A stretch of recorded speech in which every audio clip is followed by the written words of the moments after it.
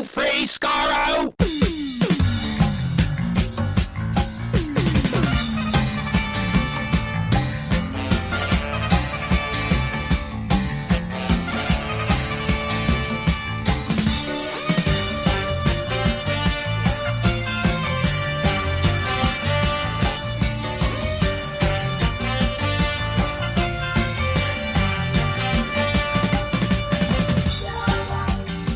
Hello, everyone. Welcome to Radio Free Skaro, episode number 1046. I am Stephen in Edmonton. Warren in Vancouver. And Chris in Edmonton. And we're here today to talk about the war between the land and the sea, parts 3 and 4. The Deep and the Witch of the Waterfall, if I'm remembering rightly. My metadata on my Plex says The Deep is the 1977 film, and I was momentarily excited. Probably not. But we're as we're doing for these, just in case for there's you people who are holding out for Disney Plus to air it whenever they feel like, aka a Friday night dump. Because they probably won't care about it, but we'll see. We'll be hiding all of our comments and reviews as a reminder to ourselves in the banter section behind a spoiler wall that will be in the show notes. You could read when and where we start, and it's chapter marked and all that stuff like that. But we jumped right into it last week without the banter. Is there any non-related banter you want to start with before we get out of the reviews? Go for it. Floor is yours. Nothing springs to mind. Nothing. I was very sick, and luckily my voice came back for this Tuesday. I'm glad we didn't do this on Saturday, because I would have sounded like you did way back when. Oh yeah, that was a weird week where my voice was literally gone. I could, and that was basically me on Saturday. So yeah. Yeah. Chris, you got any burning topics you want to say? No. Okay, no. It's Tuesday again. We're recording this on Tuesdays, and it's throwing me off. I got to be honest with you, but other than just to Warren's comment, once upon a time, I remember my media box had a copy of The Good, the Bad, and the Ugly on there, and the metadata tagged it as The Vengeance on Varos, VAM. See, I had the opposite problem. Name. Yeah. Doctor Who stuff just becomes stuff I've never heard of. It's I guess so, sure, whatever you say. Yeah, I know. Like I have, I don't use Plex as much as I use a service called MB because it reads most of my Doctor Who stuff, which is why I use it. But like it also, like I don't name. This is the thing why I don't use Plex, because every stuff I put on there, it's like, oh, you got to name it this exact way and everything, and it's confusing. You know, I don't have time to rename stuff like this. Which means that often it'll fill in the blanks and they go, what the hell show is this? Oh, it's Astro Boy season 2 for some reason. And to be fair, I get a lot of Korean shows I've never heard of that become Doctor Who stuff. Right. But I actually use a program called Infuse, because with Doctor Who and Star Trek, for some reason, or anything with a giant volume of stuff, Plex just gives up. Like. Some people have mastered it. I don't have the time or the inclination to change it. So with Infuse, you can just go in as if it's a catalog if you want to, but even still, it'll throw in weird metadata. I know what it is because it's in this catalog format. Basically, It's like a disc, listing, I guess. But even then, you just kind of ignore it and go, okay, whatever. I know what this actually is because I know what this folder is. I mean, even for me, MB, like it was messing up my copies of The War Between the Land and the Sea, because it was like there's only one episode of the folder, but then there's like a little drop down menu where you select episodes 1 through 4, and a couple. Like I literally got in. Again, I'm not actually spoiling the thing. I got like into the next time, the previously on bit on episode 3, and I thought, wait a minute, is this the same? It is. Okay, I just watched this episode. I had forgotten. And the thing is, when you think about it, the metadata thing is a really cool feature because it just pulls out of the ether most of the time, 90% of the time, the proper movie poster or whatever. It gives you all this stuff that you didn't have to put any work in, and then 10% of the time it sucks. It just guesses like, and what is this show that I've never heard of from like Brazil? Exactly. And it's always like the third episode where some big conflict that isn't going to happen because it's actually the Sea Devils or something. Yeah. Other things that I mean, for by the time you hear this, it'll be safely in all 3 of our pairs of hands. But Warren already got his yesterday. Mine literally just arrived as we're recording here, and Chris is getting his later today. Our Blake 7th season series 2 Blu-ray set, which I'm looking forward to jumping into afterwards. I already have. Having a good time. Yeah, it's good stuff. All right, there you go, kids. There's your banter concluded. Let's, if you don't want to listen to the war review of the war of Turf and Surf, skip ahead. But for the rest of you, we're about to review The War Between the Land and the Sea, Parts 3 and Parts 4. Both written by Peeping Time. Parts 1. They sure are. 3 and 4. To get into later. Yeah, so as RTD did 1, both of them were credited for 2. I think both of them are credited for 5, but the 3 and 4 are all Pete McTighe. I've been getting the impression that perhaps these didn't sit as well with you two as did the first 2. I'd hate them, but yeah. I'm going to jump the gun a little bit for something later on in the news. There's a link to a thing on the BBC website, an interview with Pete McTighe about the war between, right? With him mentioning how RTD had written episode 1 of it prior to writing anything for the 60th anniversary specials. Very surprising that, which I didn't realize that was the timeline, but McTighe was brought on board after Lucky Day,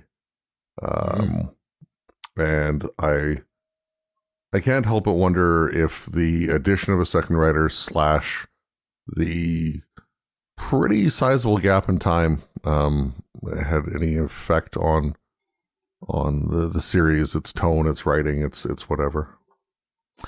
Now that you mention it, it does feel like, you know, you're starting to tie in like all the hurried decisions that needed to be made when it comes to Doctor Who and this, like Russell T Davies, like he says, then Russell T Davies came to me and says, hey, would you like to work with it? And part of me thought, did Russell T Davies seek out a co-contributor, or did Russell T Davies see, wait a second, we have to go into production right now. I have to write 2 episodes of my new Doctor without my new Doctor being here because we have to shoot 2 seasons back to back. Can you basically take what I've written here and turn it into a thing and we could tie it up at the end? Or even something like, I've painted myself into a corner. I need a co-writer to help me out of it. When's he ever done that before? Come on. I don't know if Russell T Davies is that kind of person. I think he does it the other way around. I think he'll say, "Can you start this, and then I will clean it up at the end." That's the Russell, like Impossible Planet. That's how it kind of worked for Waters of Mars worked that way. Yeah. Yeah. So this feels like the opposite of that, where I don't think RTD had he had to write all the episodes of Doctor Who essentially for season 1, and suddenly did not have time to do the war between the land and the sea. And maybe you can start to see joins between the things. I don't know, Chris, can you see the joins between the things where things maybe are falling apart, as I lead the witness a little bit into giving your initial reactions to 3 and 4? Well, I mean, I will preface anything that follows by saying I'm still on board. Yep. I'm digging it for the most part, and like I said last time, I mean it's not perfect, and that's imperfection is carried through 3 and 4, I dare say. All right, I like that. See, that's my executive summary for now. Chris, not to criticize you, Warren, but sometimes when I ask you what's your general impression of it, you will launch into your actual impression of it. Chris played his part well there. He just sort of here. Okay, just because I've been pre-admonished for some reason. My executive summary is that's the way this one's going today, kids. Yep. Use the word hurried, and I think that's a good way to describe not 3 as much as 4. 4 is just like, let's jam everything into this damn thing, and it to its detriment. 3, it's kind of more of a build up and a letdown. But anyway, there you go. There's my executive. I read a part of a review of 3 and 4 this morning, in fact, where the reviewer was lamenting the lack of character development to make us feel more for the characters that died in 3 and or 4. Yeah. And my gut reaction, and so far my only thought is, this is a very, very finite 5-part thing. There's only so much exploration you can do of anything. So maybe I'm some stuff out you don't need to. Yeah. Well, I'm thinking it might not be fair to the show to make that kind of remark. To that kind of review. I guess it's weird for a 5-part show that I was expecting to be, able to like properly explore topics and plot twists and characters and stuff, to feel so rushed at elements, which they certainly were in these 2 episodes, And that's also with taking information into the series that we already had, i.e., Lethbridge, Kate, and Ibrahim. Their relationship was already established in Doctor Who, so we have that foreknowledge going in. People who don't watch Doctor Who and are coming into this cold don't, but that's not us. And so even that side of things, there's not much that's touched upon until late episode 3. Yeah. And they could have... Did they need to do more? I don't know. Could they have done more? Yes. It's such a tough thing to absorb in a lot of ways, because like where the Children of Earth revisitations that we did recently, I mean, number one, that's something we had already seen in its entirety in the past. And number 2, we had 2 full seasons of Torchwood before that to have whatever story development that we really needed. And I'm sure, especially because Children of Earth was on BBC One, I'm sure there's a lot of people who went into it just completely cold. Yeah, you'd think, yeah. Never having seen 1 and 2. And they're going to get something different out of it than we would. And that goes for this as well. Yeah. Well, let's dive into it then. Let's let's air our grievances. Apparently, and like you, Chris, I'm still on board. I just was less on board with this than the first 2. I am also on board, but it's weirdly feeling rushed to me, and that's what's kind of disappointing me. Whereas they're all go on, Chris. Yeah, I mean I know where you're coming from. I think, and all I could think of watching episode 3 was, wow, this is so slow. There's so little happening. Right. As they're sitting there in the diving bell thing. Yeah. Which it's a 2-hour trip. I think that I like that they, made mention and played up the fact that this is a really long, tense, nervous trip down to the bottom of the ocean, but not there wasn't a lot of sparkle. Well, they're playing musical freakouts, which when you know what they're doing, it's kind of annoying, frankly. But I mean, things like the Foley work was great. Yeah, in those scenes, for example, but it's just the other things might have not really worked in its favor. Yeah, kind of slow, and then they get to the anyway. Yeah, I especially episode 3. I thought the pacing was really shifted, and not in a good way. Yeah, and then they make up for it in 4 in a bad way by just rushing through so much in part 4. Yeah, and there's stuff you don't need. Like you don't need 3 extra conspiracies. Just have this war happening. There's where the tension is. You don't need to go, this and this and this and this and this are happening. Oh, how dare you accuse Kate Stewart of this or that? Yeah. Like, it's all kind of just shoved in there. Or the murder of the Marat business guy.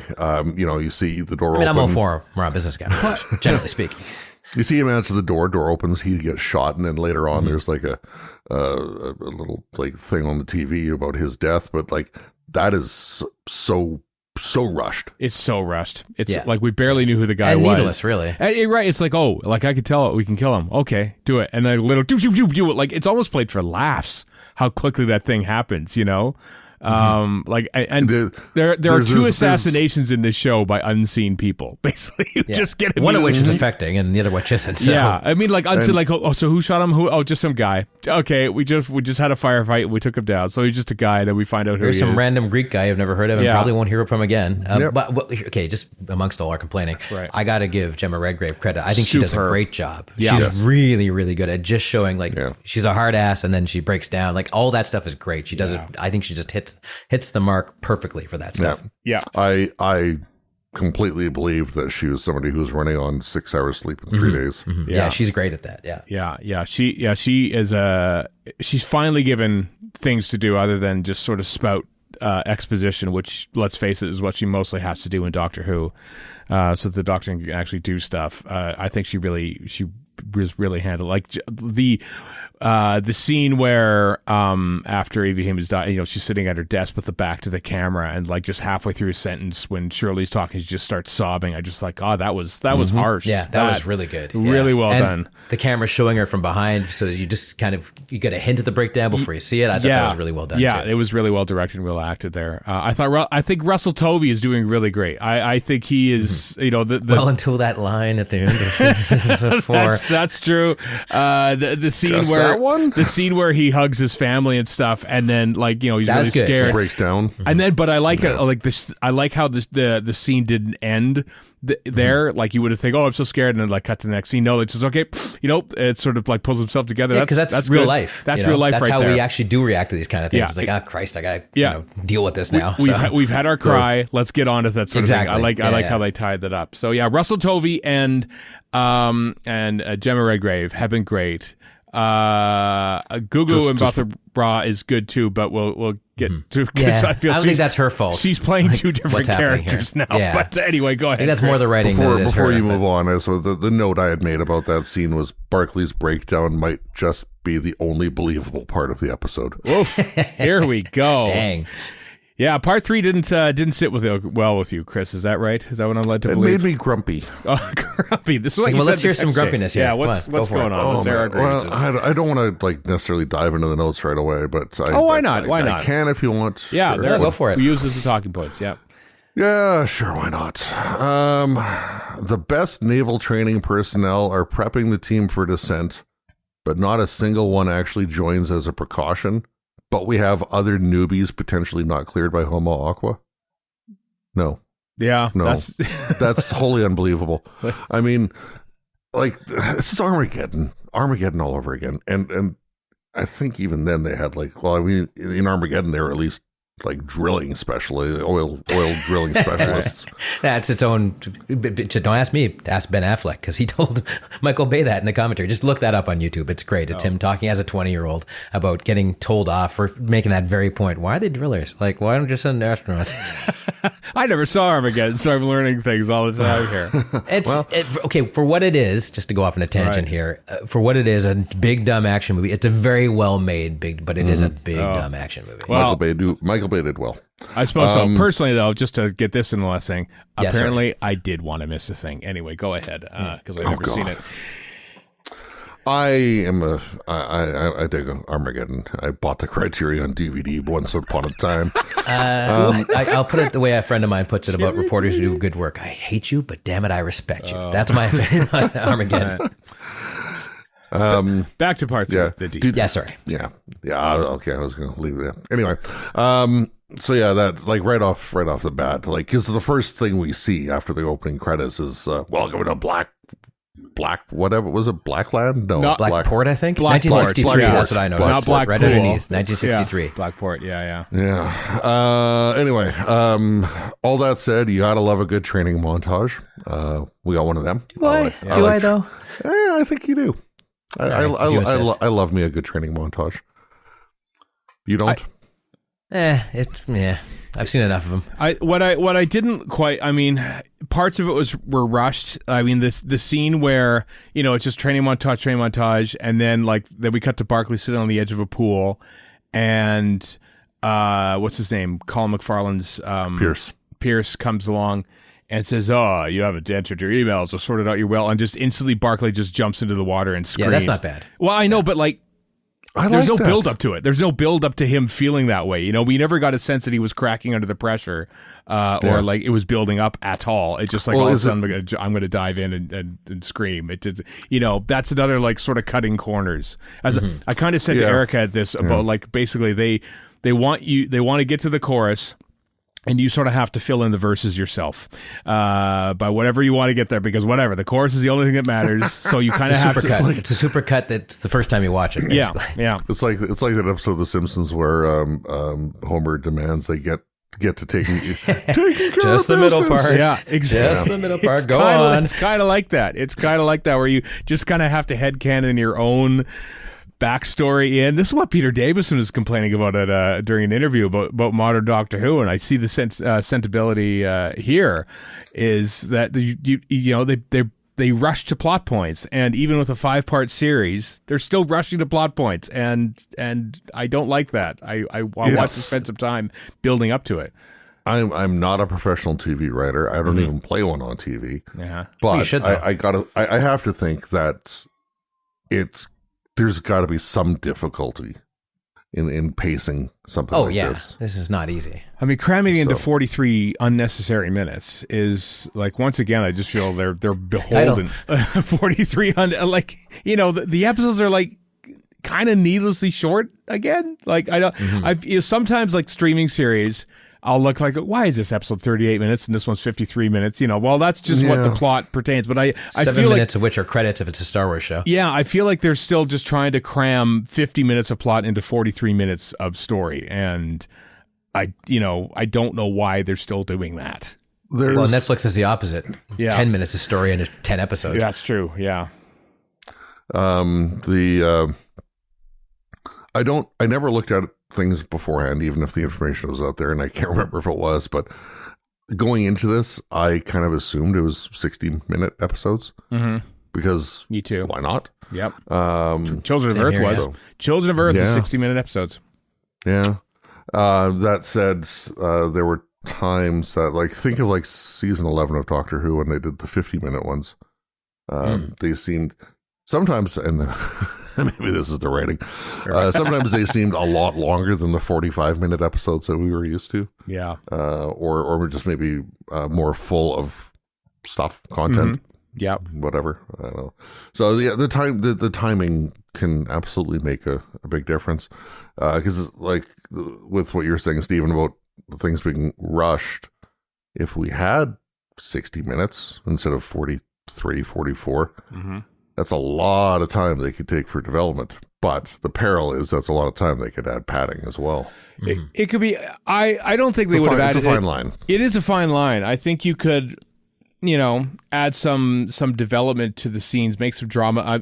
But obviously they just aren't interested in telling the drama of training to dive into the sea. They just like want to get to it. Let's go. Let's come on. Let's get this over with.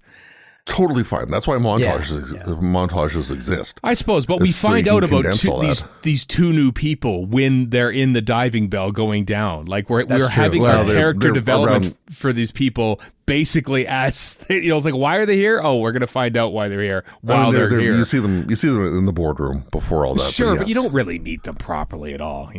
Like, so I'm just gonna just go to my next comment here. Sure, because it's related. As soon as you see the two new putzes, Ted and Ravi, introduced, there's no solid reason to trust the characters you haven't seen before, and the over-the-top whinging that Ted does on the descent maybe is meant to endear us to the character, but man, it had the opposite effect for me. I'm with you on that. It didn't work. Like, he's a charming enough actor, but it's you're like, oh, you're the final girl, okay? Like it's archetype. He should have just a big sign that says archetype on top of him. And the South African guy, same thing. So Ted is the South. Well, oh, sorry, I'm talking about the other the Ravi, South Asian guy. Yeah, both of them are like that though. They're both essentially the same kind of guy until the end. Yeah, well, Ravi's just wet. Yeah, exactly. Yeah. I mean, because, like I say, this Chekhov's gun, right? I mean, it's not quite that insofar as like, or don't introduce characters in Act 3, rules like that for how to like plan out a story. These guys coming in out of literally nowhere. Yeah. India won some draw, maybe because other countries backed out. There were rumors that like what, why, how, when. Well, the vetting process is somewhat lacking. No explanation to any of this, none at all, and it's just frustrating. It would have been like, as well, I mean, we've barely met the other two. I mean, probably not Colin McFarlane's, not Pierce probably wouldn't have been, but like maybe you make one of the two existing unit people who we've already met and seen. Maybe you make one of those an actual turncoat, and she's the one that actually hands the bomb off and everything like that. And that would be a twist, because then, like, we're not expecting that, but maybe one of these two brand new people who are meeting for the first time in this diving bell, they might not be quite above board, and sure enough, they aren't. And there's no twist to it, and we have to take the time to meet them, which is kind of annoying, just to kill them off. Everyone dies at the end of this episode. Yeah, Pierce done. Well, he did kill kids. 10 years ago. One positive kind of that comes out of all that is, because it's a lengthy trip in the submersible, and it's shown as a lengthy trip in the submersible, 2 hours and 17 minutes and all that, that gives, for as long as the story is focused within the submersible, that gives the writing an opportunity to flesh out some of these characters. And that is done to a degree. That said, in retrospect, all of Ted's like, oh, my life coach this, and oh, is this water? Why is it? I didn't read page 6 of the safety briefing, and all that kind of stuff. I don't think that was necessarily the right development. No, it wasn't. And like that whole scene, basically, apart from when I don't remember their names, but the Scottish lady says, I'm going to phone my brother. Haven't talked to him in 20 years. Like, they sit silently and watch these two new people just basically hit character beats to tell you what they are as they go on the diving bell. And like, because that's the first and only chance they have to do that. Exactly. And then they're just sort of wandering around the undersea for a little bit before they get blown up. Like, that's literally the only development they have, and even whatsoever. Ted going from like, I'm super confident to I'm not confident anymore. I'm like, I didn't buy that either. I know. It just doesn't work. You know? Yeah.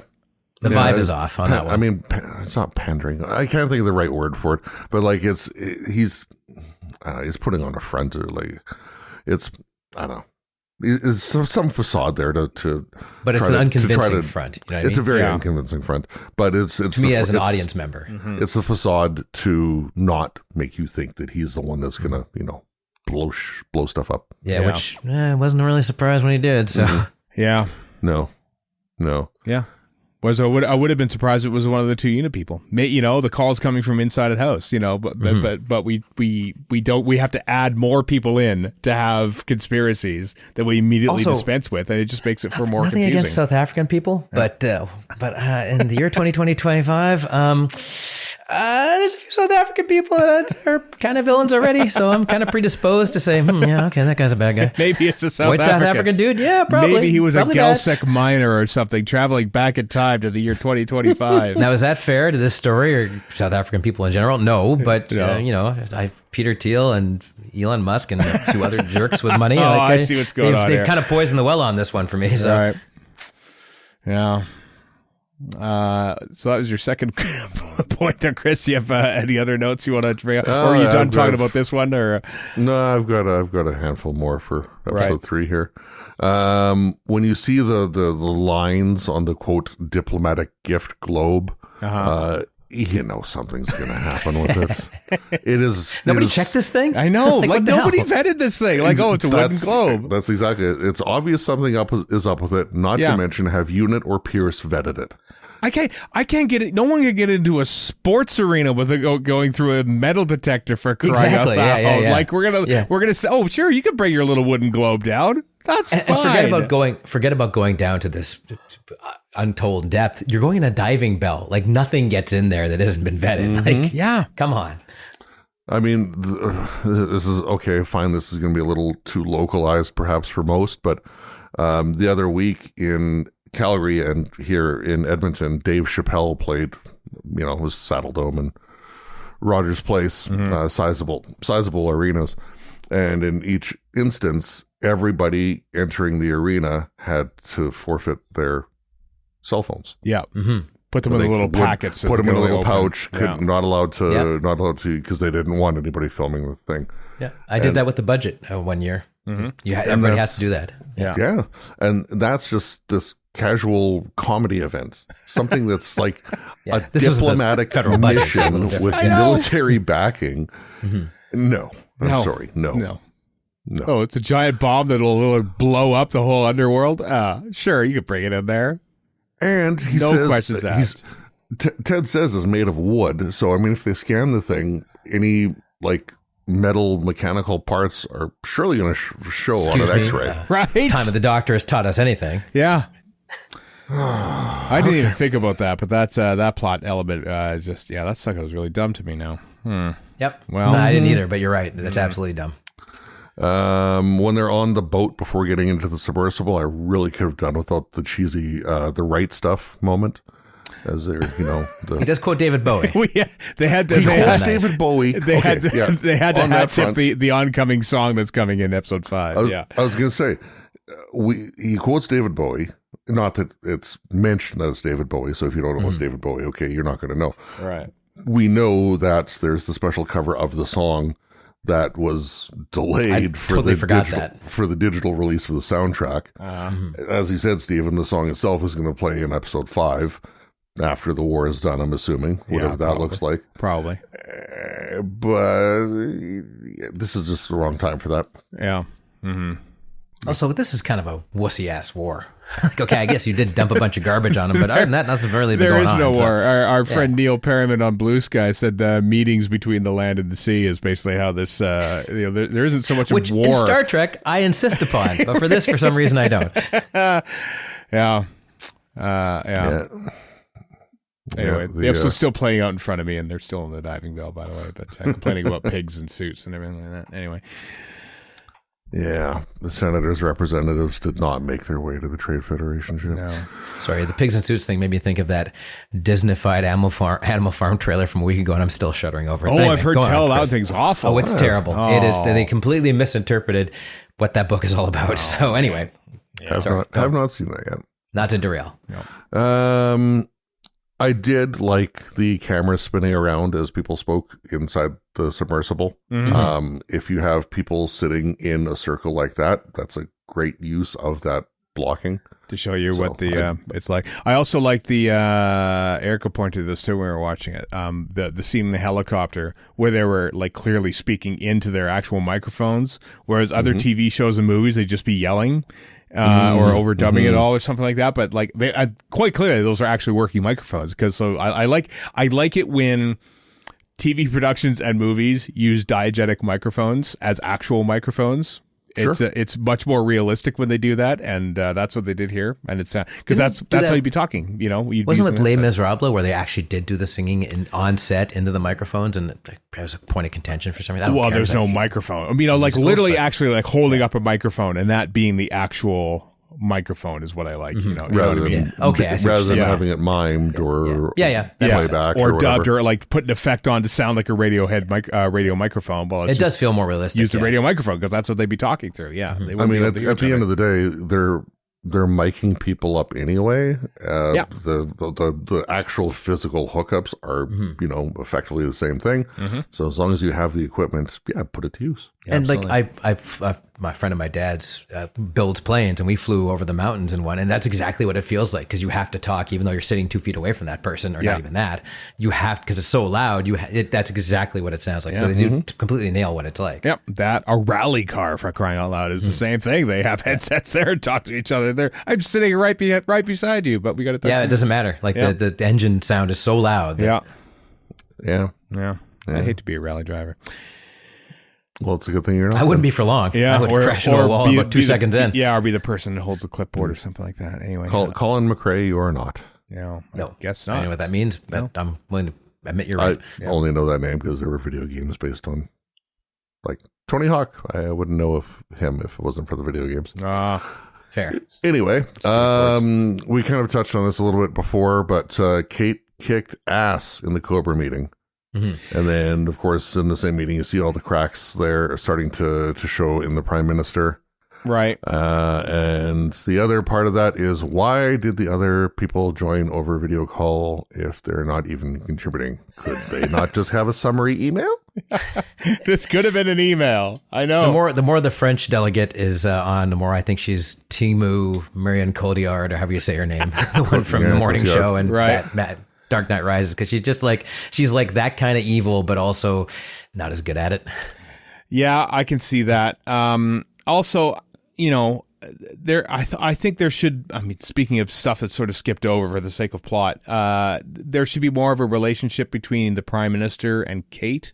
Just because, you know, he says it's like that woman's done more for this, you know, Great Britain. Like we don't have a relationship between these two, you know. Well, we see them walking down the hallway in the prior episode where she's like, "Oh, and then you can blame Unit." Yeah, and I just don't like that as a trope. Yeah, where people are like, "Do you know about this person? They're this, and this." I don't need to hear this. Like it worked occasionally with the Doctor in the early days of, like, let's say Tenet, and after that, you don't need to do it again. You certainly don't need to do it with Kate Stewart or anybody else. Like it's a shortcut, and it feels like you're cheating. Frankly, yeah, it does. Yeah, I hadn't thought of about what you had said, Stephen, but I wholeheartedly agree. If he's going to be that forward and defensive of her.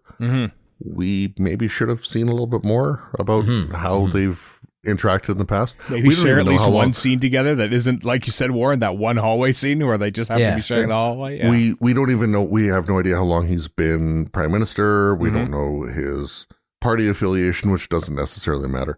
Like, we know nothing about him other than, I made this promise to my grandchildren. And he's just an effective person. He's just generic Prime Minister. I like him. I like Vincent Franklin. It's not fair, but yeah, it's not fair to compare this to Children of Earth. But yes, it is. But those scenes of people at a government meeting are just a million times better. They are. They built up to it. Yeah. In that vein, so the Prime Minister is corrupt AF in both, basically. Yeah. But in Children of Earth. And I don't know, I'm not saying this is necessarily a better character or whatever, but we see him being very, very proactively, very forwardly corrupt and calculating and all that. Whereas this Prime Minister is a little more reactive and, So the Prime Minister in Children of Earth, I think, was more effective than this one. I mean, and that does happen where prime ministers are reactive and usually drummed out of office afterwards, but it doesn't make for great TV. But yeah, we don't know what his character is like before we even, the first two episodes has basically just been him looking at a TV screen, looking at the meetings and not really doing much. And here he finally sort of is like in the meeting saying, "Oh, we need these people on our side." But we don't really have a sense of his relationship with Sir Keith. Every time they mention Sir Keith, I was thinking of Sir Keith Gold from Inferno, because I'm me. But obviously, Chris is thinking the same thing, so I don't have to feel bad about that. Fair enough. Like once again, it just my main complaint about the show is that we have to sort of paint in the character details and the character relationships because the show is not interested in telling you about that. They're just interested in getting on with the plot. And sometimes you want, don't speed up the song, to bring back another musical analogy. Don't just speed up the song to get through it quicker because you want to play it quicker. People want to actually dance to it, so to speak. No, you need Mel's Rockpile version of Richard Harris, MacArthur Park. God, that is God. Let's not get ahead of ourselves here. TV reference there, but anyway, next point, Chris. You got a next point? I liked how the quote unquote landing area in the depths isn't really explained, other than to say it was prepared for the Aquanauts. Yeah, it's on a roof. Yeah. What is this? Are we inside an organism? Is bioluminescent plankton, etc. Like there's no explanation of it, which is, I think, good. Like, I like the mystery surrounding it, and then 18 seconds later it blows up. And to make sure, like I like that the first thing the only thing that Barclay says about it. Wow, look at that thin membrane. Boy, you just a little sliver and that thing will blow. That'll come in handy in 6 minutes. Chekhov's membrane. Yeah. Yeah. But and also RTD was going on about, I've never seen anything as amazing as this Homo Aqua City, and I'm watching going, it's all right, I guess, but it's not blowing me away. It looks really cool. Yeah. Looks fine, but I don't think it's quite the stunning achievement he's making it out to be. It's, I saw this in Lord of the Rings 20 years ago. Like, okay, a bunch of characters in a scene, right? Okay, sure. Just to jump ahead a couple of points on my list here, the Homo Aqua environment is a whole lot of CGI with basically no payoff. None. Yeah, that's a good point. Like, look at this massive, crazy city, and boom. Kaboom. That's it's gone. it. That's it's all like a video game city. Well, we destroyed it. Yeah, pretty much. Made me think of the Interstellar Song Contest when the gravity goes and you see all the bodies flying out. Honestly, better. It was played for more drama than just sort of endless, very similar. Like, do they all have spears? Every single Sea Devil just sits there with the spear. Like, it felt a little copy and pasty, if you will, when it came to seeing this huge exactly. Sea Devil's army. One of the greatest sins of the modern age: copy and pasting. I was so I mean, there's not a lot of detail in this Homo Aqua crowd, as it were. I was so hoping to see an old school Sea Devil in there, but of course that would have been nice. We don't get that. Or a Silurian for no explained reason. A Merca just in the background, Yeah. Maybe Merca, sure, yeah, maybe. I do like that we have those weird little fish guys that just sort of like they're just curious. That's true, yeah. I like to think they're advisors. They're like senators or something. Yeah. That's the Homo Aqua Senate. Yeah. Well, that's another thing that kind of, I know we haven't only got so much time for this, but you've got this whole other civilization, but so far they're just like aggressive Sea Devils. They aren't any more developed. In fact, they're kind of a little more developed in Warriors of the Deep than they are here. They really are. Here we are. We're bad guys and we're way better than you and blah blah blah. Well, give me some details here. Like, come on. Actually, are there's Salt, and later there's Tide, who basically just okay. And I got to say, Tim Shaw looks a hell of a lot better without teeth on his face. That's a handsome man, and with teeth on his face, you can't tell. But so like just to explain that, the same actor plays Tide as plays Tim Shaw. Yeah, but the actual Sea Devils themselves are like they must just be robots. We don't really feel like I feel like we should learn more about other Sea Devils, but they're the classic Daleks moving in the background while one Dalek beaks off. That's basically what they are. Yeah. I think that still falls under the whole there's only so much time umbrella. Yeah, true. But until Tide shows up in episode 4, as we get slightly ahead of ourselves. Yeah. Until Tide shows up, we only have one speaking part for Homo Aqua. That's true. I suppose they don't but speak he feels English. like a rush job too. Yeah, he very much does. Yeah, very much does. I'm going to bring up my next point, and I don't want to bring it up because it means we're going to talk about it, but... no idea what this is. Here rip off the Band-Aid. All right. I feel like I know you, or I'm going to know you, or I've known you forever. Yeah, you're right. I've heard better dialogue in porno films. Hey. Do not elaborate on that point. And in my notes, I've got a whole series of barfing emojis. Wow. That does feel like, okay, let's just mash these two Barbie dolls together and say they're in love. Like, absolutely. That happens way too fast. Like I said, I don't think it's Gugu Mbatha Raw's fault. I think it's the way it's written more than she's acting. Like she's working with what she's got here. Yeah. Yeah, absolutely. It's the writing. It is just so cheese-tastic. Yeah. Not in a good way. When she goes from this fierce warrior to I'm a goofy girl in love, I'm like, okay, I don't buy this. Like, what the hell? Yeah. Yeah. Well, we're getting ahead of ourselves a little bit, but as Barclay says in episode 4, like, all of my people and all of her people are looking for us, and she develops a sense of humor. Yeah. Or whatever the exact wording was. Mm-hmm. The only other note I had for episode 3 was the explosion and confusion over Ted. I think made for a decent enough cliffhanger. Yes.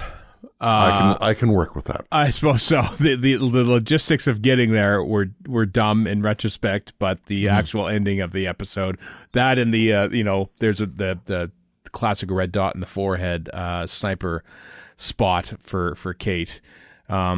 After Ibrahim has died, by the way. Our beloved Christopher Ibrahim is now dead, having fulfilled his role of worried boyfriend throughout these 3 episodes, and literally nothing else. He was used to be unit second in command and does nothing in these episodes until he gets killed.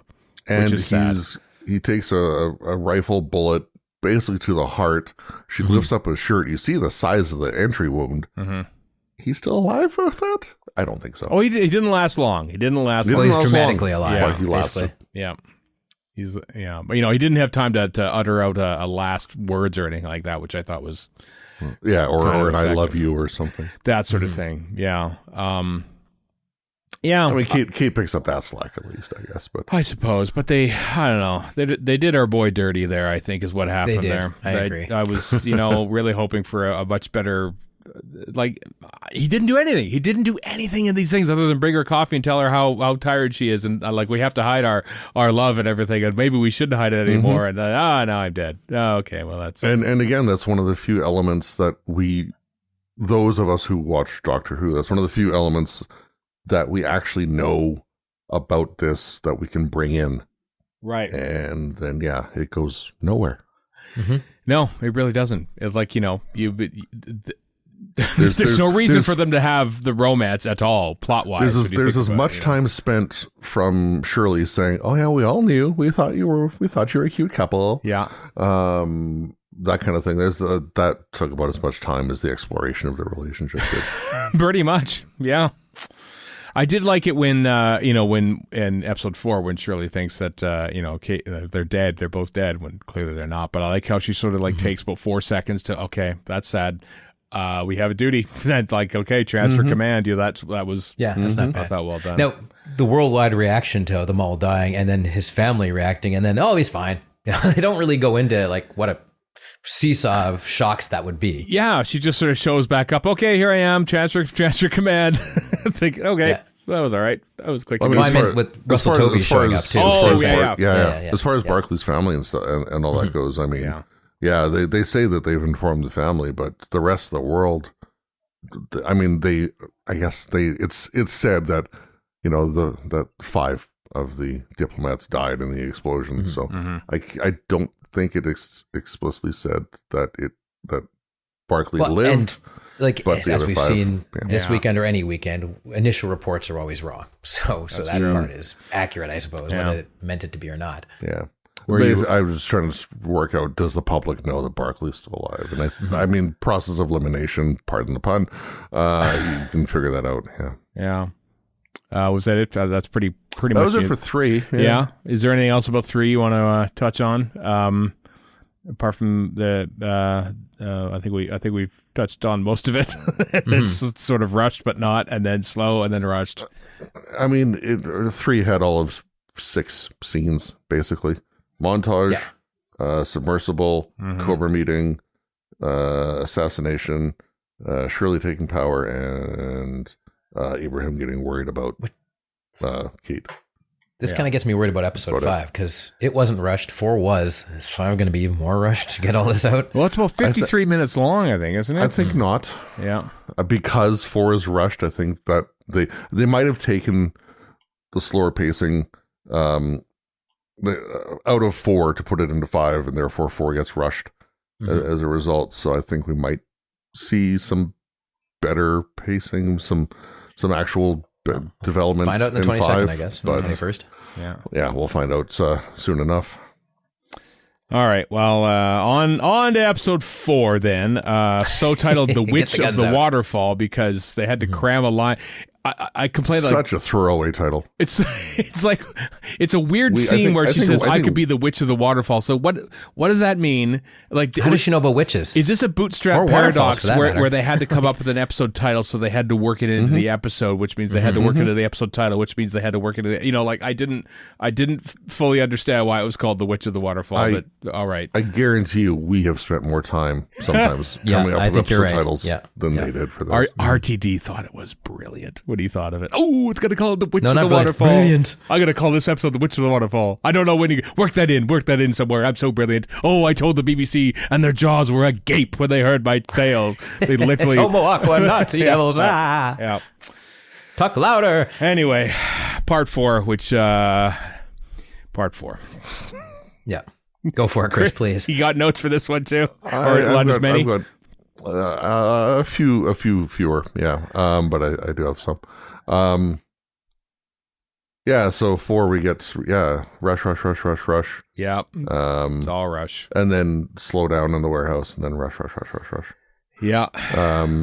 I did like the darker tonal shift of episode 4. It's kind of Empire Strikes Back. I mean, it's kind of typical so the writing I don't know what's the not the method, the structure. The structure, the inherited wisdom for writing is Act 2 needs to end with the darkest hour for our heroes. Yeah, and that's what we get out of episode 4, which I mean by rights we should. So I liked it, as formulaic as it kind of is with typical story structures. I did like that we got it. Sure. I guess. Yeah. A bit rushed to get there, a bit obvious to get there too. Everyone knows it was a trap. Like I know, I felt they sort of blundered into it. Like, I'll just phone this. Don't mention my name though, but we'll mention Salt and everyone else. So that's like, everyone else's name. I know that. I didn't feel like they were doing well to keep their head down, but we'll get to that because that's towards the very end of the episode. Did we complain about, well, there's the Severance thing, the whole Severance plot now, which apparently that's a thing. I haven't watched Severance, so what are you talking about? Yes, have you ever heard of Severance? It's just like, damning indictment of Apple TV Plus. The whole plot is Ben Stiller is directing the episode now. Gotcha. Sorry, Dylan Holmes-Williams. Yep.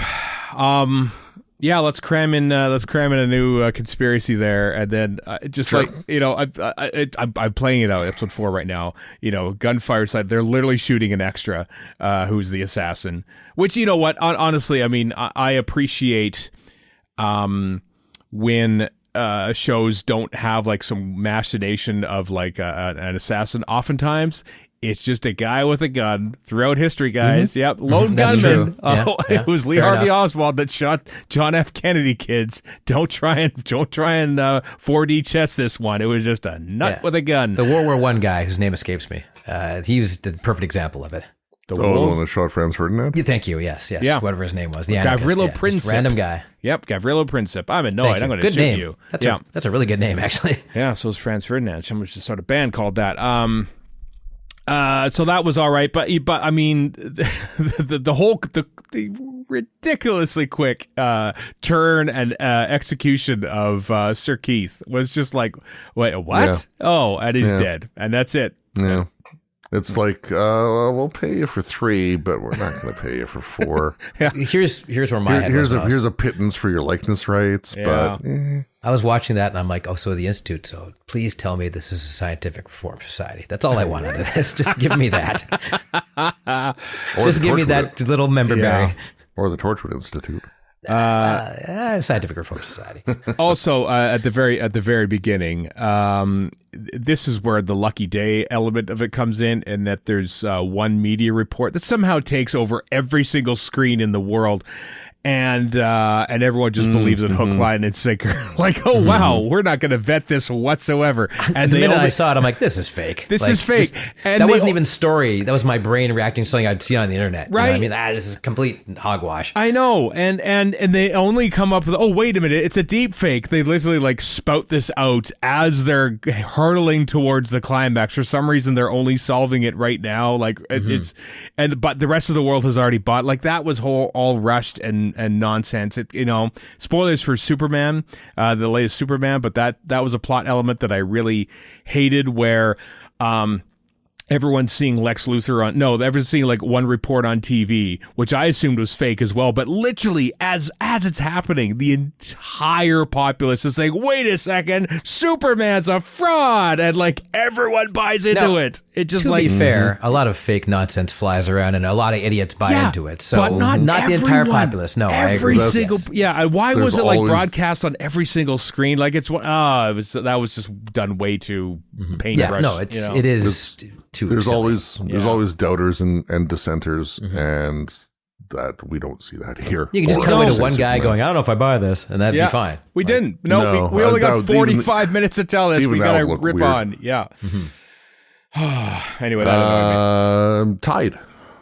What do we think about Tide? How about this? Well performed. ...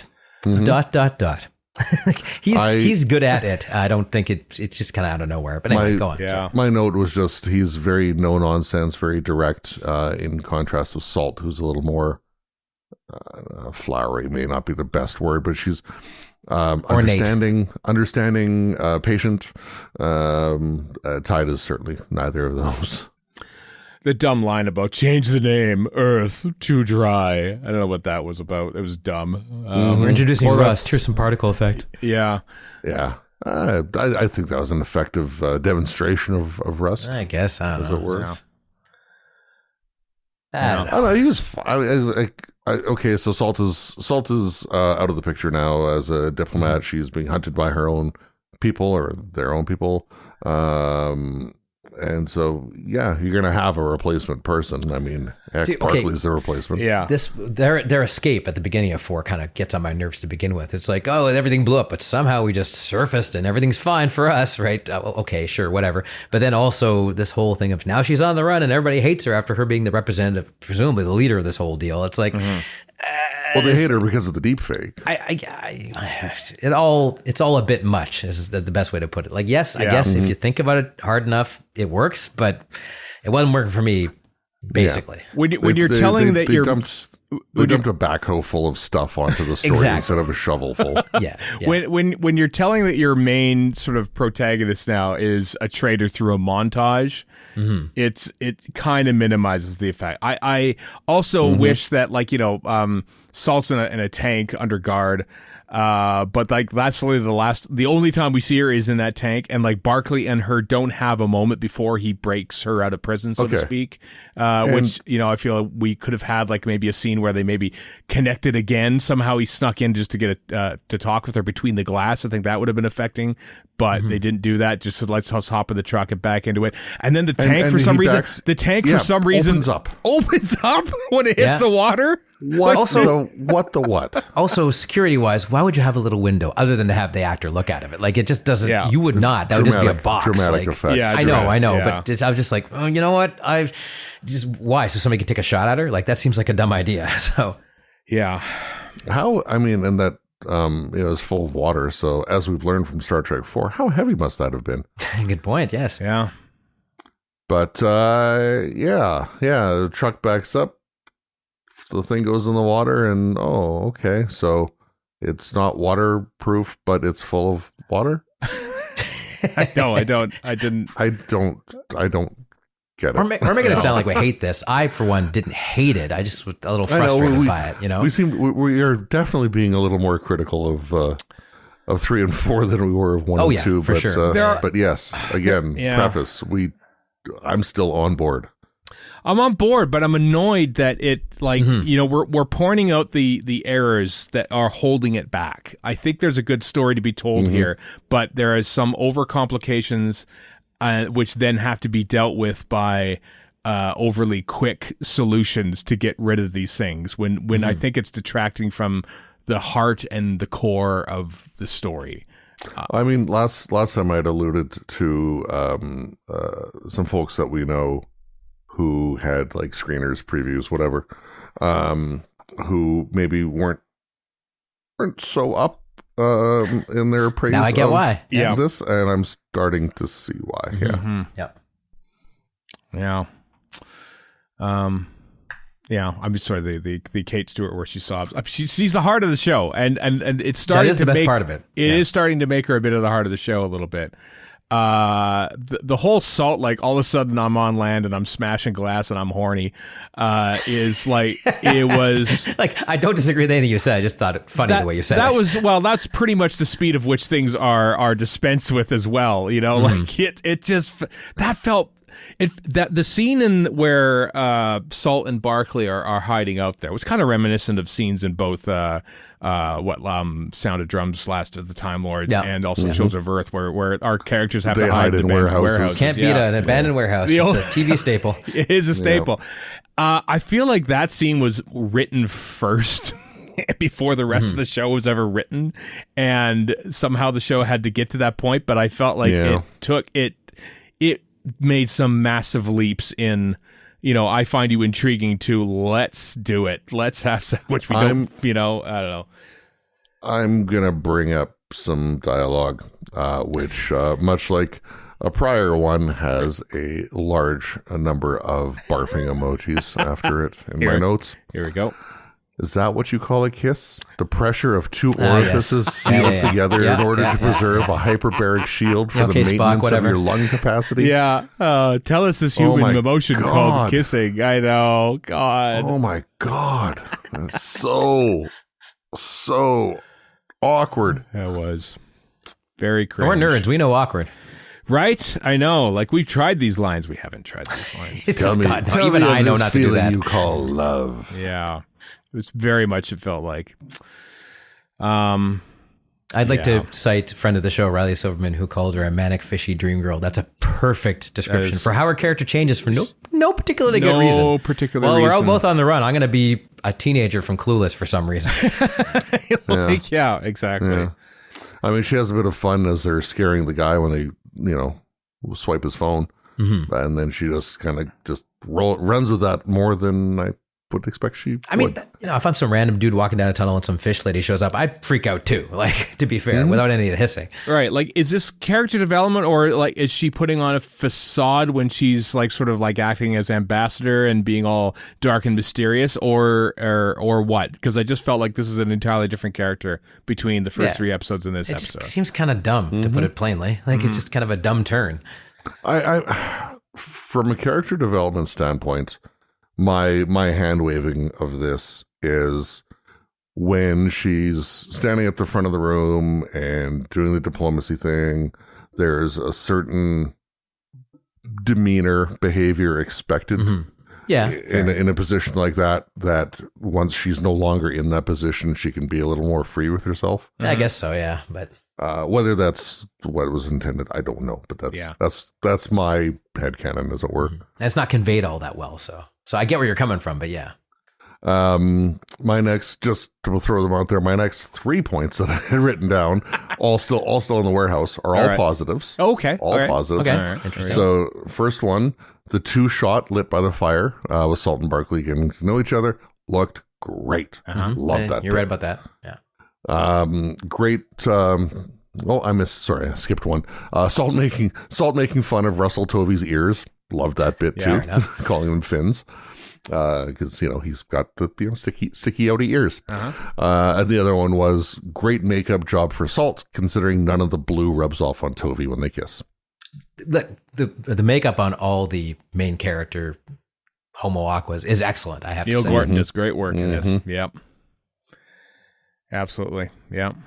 Well, the prosthetics on the other ones is good too. So yeah. I've got a little more, but if you want to, go for it. Let's. I don't know if we're done with the warehouse or what, but. Well, you got more stuff in the warehouse? What do you got there? No. I think we're done with the warehouse. What else you got? Okay. Yeah. I'll move on to two final things I'll make mention of. Number one. I know what one of them is. Number one, the postcode that is said in the show, SE18XT, is the postcode for the BFI South Bank. I did not know that. Nicely done. Filming location of Frontier in Space, of course, back in 1973. Yeah. And frequent host of Doctor Who Blu-ray screening events. Obviously. Which is probably the main reason they put it in there. But yeah. Maybe. Or just a tip to the BFI in general. Yeah. And I'm going all the way to the end here. The cliffhanger should have been the standoff between Unit and the Army. Mm-hmm. Yeah. Save Salt's screeching for the start of episode 5. Oh, yeah, I think you're absolutely right. Use that as your get out of the cliffhanger moment. Yeah. Just excise, you'll never swim alone. That's a terrible lie. It doesn't make. Why is it even there? Like, Liverpool is changing their song now and at football games to say you'll never swim alone. Yeah.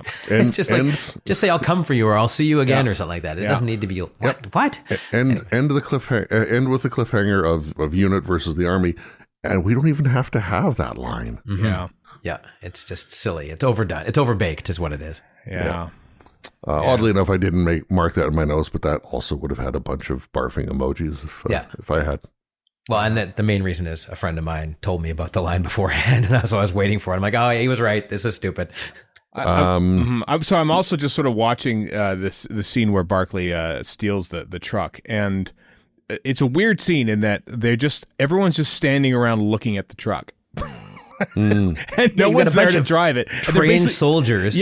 Don't shoot at him. But on either side. Well, they're not shooting it, but like I don't like once they've loaded the thing on the truck. Like I don't know what they're waiting for at that point, apart from for Barclay to steal the keys from his friend to steal the truck. It's a weird scene. It's kind of like when you're playing a video game, and it's like, you know, go to this destination to start the mission, and you sit and wander around. You can see the cutscene about to start. You can see all the characters standing around, but you're standing just outside of it, and they're just standing there until you hit the little yellow circle on it, and then it starts. And that's kind of what happens until, you know, Barclay hops into the truck.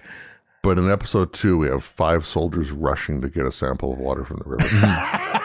and to continue the video game analogy, where those two sets of the two sets of army people are after each other, and he's just kind of going to the truck anyway. That's exactly like in a game where you're outside their cone of vision. So even though obviously they could clearly see you in the real world, oh no, you're outside my cone of vision for no reason. So I guess I just don't see that. Yeah. What do we think of Barbara and her turncoatedness? Was she turncoated, or was she, I don't know, she was turncoated, but she was... She's doing her job, right? So, I mean... She was certainly... I think when the first phone call is when I'm led to believe is probably what started what probably triggered the unit people to be there for the second phone call. Yeah, she's got no choice in that. Yeah. I don't know. What do you think about it, Chris? Do you have... Well, I don't know. So I'm just curious what your thoughts were, because I don't know if it... I don't know how true to the character it would have been for her to betray Barclay and then try to redeem even betray herself. him. She's got no choice. And in the minute she's able to say something, she does say something to him, right? So I mean, so I didn't see it as that. She's under duress. Yeah, so. I mean, okay. So I mean, is Barclay right insofar as they've bugged the room? How would you know unless it's best to assume they have, right? So like, do they have a tap on this? Newly discovered second phone for the kid. Well, unit's capabilities seesaw according to need, essentially. So I suppose so, maybe that's true. The explanation. Because they're all of a sudden there. You're right. They're all of a sudden right there. Like, I do feel like if Barclay was saying, "There's not a lot of battery on this phone. Your mom's asleep." It's kind of important. Can you wake her? Or she's in the back. Can you wake her? Rather than ask her to phone me later. Phone her back. I mean, it's a bit of a vital situation. We need to get to the north of Wales. Oh, she's in the back. That's fine. Take her time. Phone her. Like, that feels less good. That's stupid. Yeah. Well. Oh, well. Come on, episode 5. Bring us home. Yeah. I think I'm done talking about 3 and 4. That's fair. Warren, you got any last time? Most of which Chris covered. I think it's way too rushed. There's just too much happening. Much of it doesn't need to be there. And just, I think you're right about the climax too. Some of what is there just doesn't make sense. Exactly. Yeah. I like Kate Stewart. Here we are. I like Gemma Redgrave. She's good. She's very good. I think Russell Tovey's doing great. I think Shirley Bingham is a lot better than this than she ever was in Doctor Who.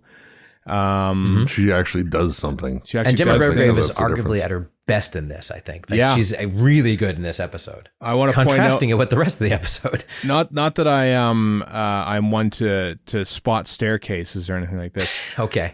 But that staircase doesn't show up here. But and the scene where Kate finds the shrine to the dead unit people. That building and that little wheelchair ramp, I recognized it instantly from the climax of Doctor Who Flux. Nice. Okay. I know it was the corner of a building with the staircase. I remember that because I bet you when they were shooting the second half of Flux, something probably happened with COVID that they could no longer shoot in the set, and so they had to find a place to have the outside, climax of that scene. It's literally at the corner of a building outside, and that was the building. So that closed a loop for me. So that was awesome. I did like the framing of the shot when she just she's walking along and just exactly stops. What I was going to say. Yeah. Stops equidistant between the two pillars on the side. It looked good. That whole scene was very well done. I thought. Like there's some nice, good surprise, a quiet bit that's good. I know, right? Like it's the character bits that are what people watch for and what they remember, and it's those bits that are still, I think, the best parts of this series. But there's a lot of let's face it, RTD nonsense. It's this, oh no, people are going to be impressed by this. We got to have craziness and zip-zab and a bunch of crazy plot elements and all this and thinking, no, they're just distracting from what we want to watch. It's not just RTD. Sorry, go ahead, Chris. I was going to say, presumably that building presumably that building where the shrine is in Cardiff. Mm-hmm. Oh yeah, yeah, absolutely. Yeah. Are we going to have a Yanto style second shrine? I doubt it. I don't think the War Between will be as popular. So I don't. In the real life. I was going to say about RTD, like, yes, he does do this. He does make things bigger, bigger, bigger. He's not the only one. Lots of people you'd think would know better. They get a second shot. A movie becomes a huge hit and it was like low budget or something. Like, occasionally it works. Terminator 2 is the example that springs to mind. There are other ones. But most of the time, making it bigger is not necessary. Yeah. Yeah, I still have to laugh. The fact they made a giant Avengers type unit tower set, and and they thought this is too stupid for this. Let's just have it in a building. And this set here looks so much better than the weird Avengers one in Doctor Who. Which fits Doctor Who better than obviously this, but you know. But would it have? I mean, it's not great. Don't get me wrong. No, but it's less silly in Doctor Who than it would be here. Yeah, there was, I mean, when I think about it, there was no reason for UNIT to have that tower other than to dramatically fly into the tower. There was no point to it. Well, I'd have a giant dog sit in the TARDIS forever and have a robot that doesn't really serve any purpose come up and DJ things. And money spent in the wrong places, I tell you. Yeah, exactly. Where is the Vlinks? Gosh darn it. Where is the Vlinks? How come the died Vlinks of embarrassment. There? He went back to his home. Out goes the cell. Yeah. Was Nick Briggs not available to record or what? Guess not. Well, that whole scene that never happened with Susan in the nightclub and everybody dancing and the Vlinks DJing, that's in a pocket universe, so that's where he is. Yeah. Okay, let's go with that. Yeah, sure, why not? It makes more sense than anything else. And then just to restate, yeah, we harped on this, but I'm at least from a high level, I'm still digging it. I'm still on board. I'll still watch it. I am looking forward to the conclusion. Me too. Unlike, sorry, go ahead, Chris. I was going to say, unlike later season 2 where I was kind of watching out of a sense of duty more than anything else, here I still actually do want to see how episode 5 turns out. Me too. I actually don't know how they're going to wrap it up.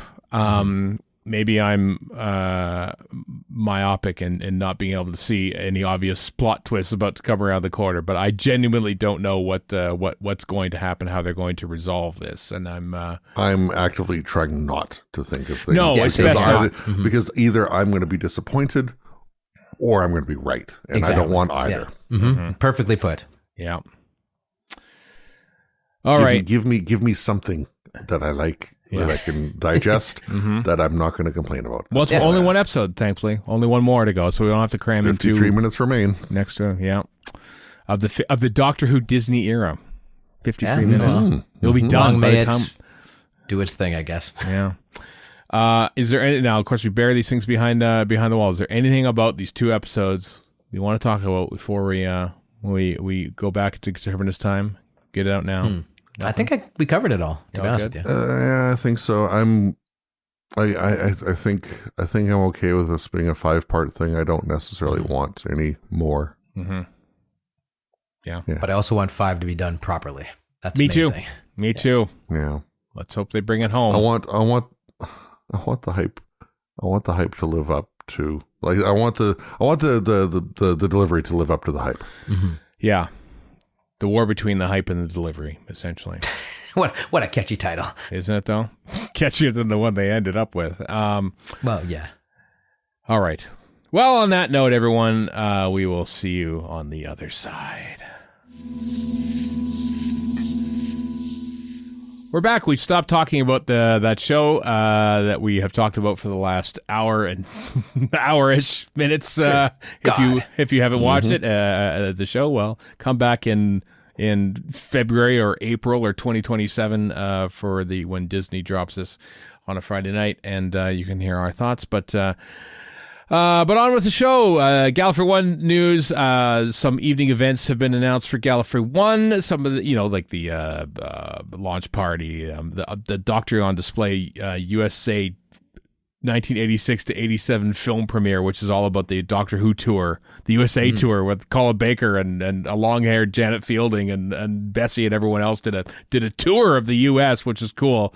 Which was before I knew about the show properly, really. But they've made a documentary about it. Keith Barnfather did so that's gonna be there's gonna be a screening of that. But also some new guests in the form of Eric Roberts, TV of Star 80 fame. Of Star 80, it says so right in the very bio. good, isn't it? Yeah. Of course, his Oscar nominated role in Runaway Train. Michael Troughton's going to be at Michael Troughton. He's a great guy. I remember talking to him at a previous gala, just leaning up against a wall, talking to Michael Troughton. It was great. That's kind of cool. Yep. So he's going to be back. Conrad Westmass, who voiced Kariz. How do you pronounce his name? Kariz? Kariz. I have no idea. C''Riz. That sounds like a celebrity I've never heard of. Yeah, a little Sounds like a Gen Alpha thing. Yeah, Matt Fitton and Brian Sullivan. Brian Sullivan, who was the marketing manager of BBC North America back in the 80s. So that is valuable.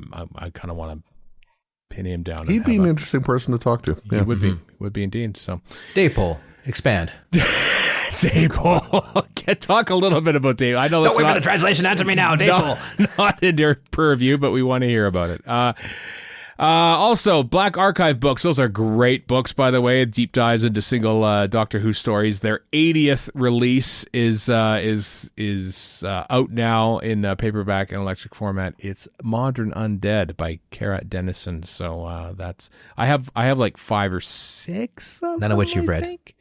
I have read The Massacre by James Curry Smith. That was like the first one that sort of opened up my eyes to it, and I have bought other ones. But you're right, Warren. I've not read them all. I know. I like to bother you. I know. They look really good. I don't know. Books are hard for me. But I like them. I like to support them, so I'll buy them, but I won't read them. You know what I mean? Well, I mean, I know it. I don't like it. Yeah. I don't. The word of mouth helps, I'm sure, but so does the purchase more than your reading of it. I'm just a bookist. That's all. Like I'm a dedicated book reader, so for me, it's offensive. So. I know, Warren. I know, but it's offensive. You were offensive. I know. This is what we do with this podcast. So we tell you about them, dear listeners, so that you can buy them and read them, because they do really, and they're not a lot of money. They're like $7 or something like that. And yes, dollars, not pounds. Like they're really good value, and they're great deep dives into stuff. So, and it's Modern Undead, and I love Modern Undead. So. For the last few years since they've done digital releases, it's just that much easier for those of us outside the UK to lay our hands on it as well. True. Yeah. Fair enough. Yeah. Yeah, it is. Yeah. Even though, 10 Acre Books, we've sung their praises a lot, and they put a lot of great stuff. They don't really have digital releases yet, which would be really handy, but they don't. But the books themselves are so great. Like the Graham Kimball White's 2 ones on the title sequences are just gorgeous books to have. And Stuart Manning runs 10 Acre, doesn't he? Yes, he does. Yep. Yeah. Yeah. We'll have to put a bug in his ear. I don't bemoan anyone for not having digital copies, but I am very thankful when they do. For instance, the upcoming Second Doctor production diary that's coming out from Tellus Publishing next year. Yeah. It's just I'm desperately looking forward to, because the first one is just brilliant. David Bryan put an excellent book together. I got nothing against ebooks. I'll buy ebooks, especially if it's an expensive hardcover and it costs a third as much as a ebook. I'll just buy it as that. But ebooks have taken away, like, mass markets don't exist anymore, and that's probably because of ebooks, and I get why, but the bookist part of me hates that, because I love mass markets. It's kind of like the physical media aspect of it all. You're talking mass market, like the smaller paperbacks, like the smallest of the, exactly. Yeah. Sci-fi especially has got a long, and not just sci-fi, a lot of stuff does, but sci-fi for me is what defines. That's how I read, sci-fi as a kid, is mass markets, and so I just kind of miss it. I hear you, Warren. Kind of like the look and feel of Target novelizations for Doctor Who. Yeah, that's why Target novelizations come out the way they do, because of pure nostalgia. Honestly, there's a certain tactile relationship that one can have with a book, and like an album. Like if you're a big music fan, and like having an actual album to have, or even people who love VHS. Like it's kind of the same idea. So. Yeah. Yeah, I should get back. I don't want to get back into VHS, even though I've got a nice VCR now, a VHS player, but that's purely for archival purposes. For staircase research. Exactly. Send me. It doesn't play PAL, so do not send me your UK videotapes. It'll be useless. But you have to get a second staircase PAL VCR. Yeah, possibly. That's called a symptom of badness. Mm-hmm. It is. Let's do some Big Finish stuff. How about the Doctor Who, the Cybergene with every single Cyberman ever. Yeah. I'm just looking at the cover art here. Where are the Cyber Time Lord guys from the end of the Jodie Those Whittaker don't count era? anymore. We don't count those. Yeah, I don't remember if they're in the trailer, because I watched the trailer, and I don't think they're in the trailer. The cover itself, all the Cybermen look a little surprised to be getting a picture taken of them. Just So like, what's going on here? What the hell? The trailer is great, but when I was listening, they had the 70s Cybermen, and I'm like, okay, they're going to sound like they're talking out of a tin can. And they did sound like they're talking out of a tin can, but they added a little zhuzh to it, which I understand. It's an audio production. You can't just have them talking out of a tin can. Right. But I want them to be talking out of a tin can. They do respect that. They do have them sound like they do in the 70s, but with more to it. I mean, the artwork is great, by the way. This is the over-analyzing the Big Finish artwork aspect of it. I like, there's Jonathan Carley's, well, he doesn't appear there. Young John Hurt appears, but you see the front one is honestly one of my favorite Cybermen designs is the most recent one. The latest one, the Jodie Whittaker ones. The earmuffs are back. And then, but in there, you can see the Mondasian one. You can see the Tomb one. You can see you can see Silver Nemesis, actually, based on the chest unit and the cricket gloves. You can see the Invasion one. Way back, you can see the next Doctor with the exposed brain. The Nightmare and Silver Attack one. of the Cybermen one is there, because you got the black handle thingies. Yeah, I don't see Revenge of the Cybermen in here. They're definitely in the trailer, though. Okay. Which, I think was it the FASA RPG? They called them, I think, Mark IV Cybermen. I believe so, yeah. Was it that? From Let me tell you, somebody who's written No. for RPGs, there's a lot of making up around the edges. Oh, God, yeah. It might have been David Banks's book, because that sounds vaguely familiar, but I could be wrong about that. There's a cyber. Speaking of David Banks. Yes, I mean, just one thing. I also like that in between you can sort of see the credit bits from the 10th Planet in there as well, which is kind of cool. Nice little motif. Anyway, that's out now from Big Finish. What about David Banks? He's not in this, and it just seems like such an oversight. I don't like that. Briggs doing all the Cybermen voices. Yeah, it is noticeable in the trailer that is the 80s Cyberman voice. It is not David Banks. It's close to it, but it's not him. Well, I mean, David Banks played the Cyber Leader, and Mark Hardy did the Cyber Lieutenant, and other Cybermen were available in the 1980s. And we have very clearly on the left-hand side a Cyber Leader in this. From Silver Nemesis. As you say, from Silver Nemesis, which was David Banks. That was David Banks. I think he's only done like one or two of these big finishes. Why aren't these the Exelon Cybermen? Come on. I know. Because, the 80s. The 80s Cybermen. I love the 80s Cybermen. I love them so much. I mean, it's purely because I was a teenager and they're not the first ones, I guess, because I did see the Revenge of the Cybermen ones. I love Revenge of the Cybermen, which isn't good, but I still love it. According to the TARDIS Wiki, he has done Hour of the Cybermen and Conversion as part of the Doctor Who main range, and The Trials of a Time Lord from the Sixth Doctor Adventures. So he's done basically two big finishes. So you're right, he's not done much. No, don't know why, but love David Banks. I mean, you're still getting a ton of Cybermen. He doesn't like getting paid. I guess, I don't know. There must be something there. Either he doesn't want to come back or they don't want him or something like that. We got Nick Briggs. We don't need you, David Banks. Maybe he's busy. Maybe he's working on something else. Who knows? Maybe he doesn't want to work at all. Like maybe he's just retired. Yeah. There's a million reasons, but I don't know if I'd believe that Nick Briggs wouldn't want him. I mean, yeah. Briggs does the voice of the Cyberman and has done for 20 years, but it's David Banks, man. David Banks. And Briggs loves the old stuff. Yeah, that's true. David Banks, that's all. Okay. Anyway, sorry for taking that down the wrong path. No, it's fine. It's just like David Banks. I mean, one of my great. I mean, we had him on the live show one year, didn't we? Yeah, he insulted me. Gallifrey One. That's right. I'll never forget it. And then I had he's become my enemy. And then I had because he called you short. Yeah. And then I had an actual panel with him later on, and he gave me an autographed CD copy of Cybermen. I cherish that. David. I loved David Banks growing up because he was tall like me, and he was a Cyberman. I loved Cyberman because I was tall, and I made myself a homemade Cyberman costume. I had no opinion of him until he decided to go out of his way to call me out for being short. And I was like, okay, buddy, well, here we are. You're used to it. Also, go to hell, both of you. Also, preemptively go to hell, Chris. I was going to say, I think you got short shrift on that. I said preemptively, and yet here we are.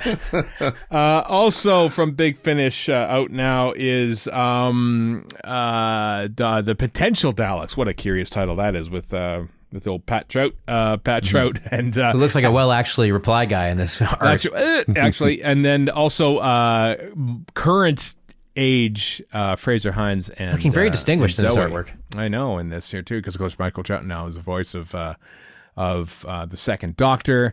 And he's reunited. So basically, he's reunited with the memory TARDIS version, the Tales of the TARDIS versions of Jamie and Zoe. That's fine. Kind of intriguing. Yeah, That's what Big Finish is for, man. Come on. Yeah, And absolutely. those very much look like Power of the Daleks. They do indeed. And there's all sorts of explosions. There's a house on fire and a volcano and some ship that maybe is a Dalek ship. I can't tell. That house on fire is how they're getting on, I believe. It's somehow it's Gabriel Chase after Ace lit it on Yeah, of course. Ghostlight tie-in. I understand. Everybody loves Ghostlight. Everyone. Chris loves Ghostlight. Everyone. I dig Ghostlight. That's out from Big Finish now. Also coming, starting in July 2026, we had the brief little announcement video with John Coleshaw doing the 12th Doctor, and those episodes are going to start coming out in July. I remember that interview, and Coleshaw would just sort of dip into like his Capaldi. It's like, oh my god, like it's just like he really captures both the sound and the heft of Peter Capaldi's delivery. So yeah, I'm kind of intrigued by this, actually, given that Peter Capaldi is way too cool to come back to Doctor Who after having completely killed it. What's the point of coming back? Kind of like Matt Smith. So those are coming out. No artwork to overanalyze, though, at this point, but we will. Both Matt Smith and Peter Capaldi have appeared on stage at Glastonbury, so... That's true. Once you're at Glastonbury, you can't go back to Big Finish. Yeah, never let Tennant go there. Well, other than Matt Smith did that in 2010 and still continued on as the Doctor. Yeah. But Yeah. That's true. Yeah. Our half-baked theory is quarter-baked, in fact. Yeah, could be. Anyway, a couple other things to tell you about before we get the hell out of here.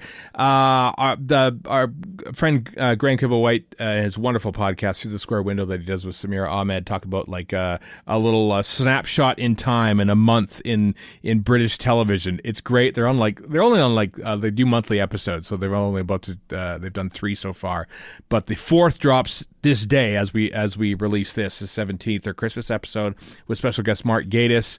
Graham gave me a sneak peek of it. It's superb. I like it because it's fun to hear them talk about shows that I vaguely know about. They haven't talked about a Doctor Who yet, for instance, but it's a fascinating insight into British history, television history, and also like what was going on in the world at the time.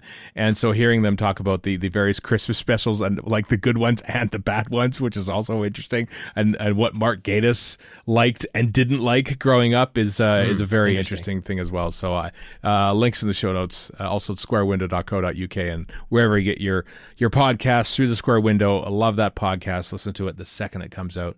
And Gatiss is what? Single month. About 10 years older than us, so his doesn't quite match with what we remember, but he is of a similar vintage, let's say. Yeah. 59 he is. Okay, apparently. he's only 4 years older than me. Yeah. Mumble. Yeah. So there, the links to shows for that, but yeah, look for that one. Also, this is exciting news. Timidwup, I like the Minute Doctor Who podcast, otherwise just called Timidwup. I like it's like Luke just basically took on the nickname I gave his podcast years ago, and it's just called Timidwup. Luke Harrison, our friend, retired that a while ago, but it's coming back, baby. Christmas Day with various different episodes like to reboot or not to reboot, the Romans, Doctors 1 through 7 stories rank. That's going to be fun. There's a teaser trailer they dropped for this. Also, is Doctor Who woke? ? There's a survey I look forward to see. Luke is good people, so his Doctor Who woke will be reasonable, not stupid. Yeah, Luke is a very thoughtful, reasonable, not like knee jerk sort of angry emoji as YouTube thumbnail artwork sort of type person. So glad to have you back. Good timing, Luke. Good timing as Doctor Who is wrapping up for the most part for the foreseeable future. Now's the time to start. Here's our new Doctor Who content. Timidwup. Yeah, exactly. Yeah, listen, kids.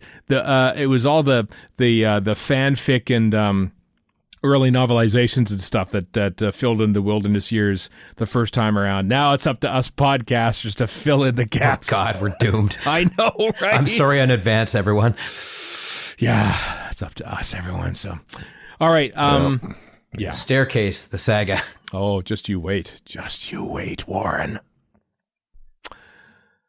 That's it. That's it for this episode. Next, hour and a half later. Yeah, next Tuesday, I reckon, because we don't want to put an episode on Christmas Eve. Next Tuesday, listen, nor should they. Yeah, will be our review of the finale of The War Between the Land and the Sea, Part 5, as well as other Doctor Who news and notes that happened during the rest of the week, and then we'll get back on to Sunday scheduling once again. A little something fun is going to be coming. Doctor Who tangential, adjacent. Yeah, on the last Sunday of the year. Details fun of that.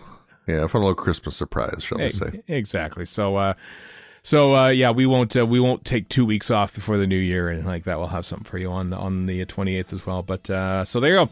That is it. In the meantime, and in between time, I am Stephen in Edmonton, Warren in Vancouver, and Chris in Edmonton. So long for now.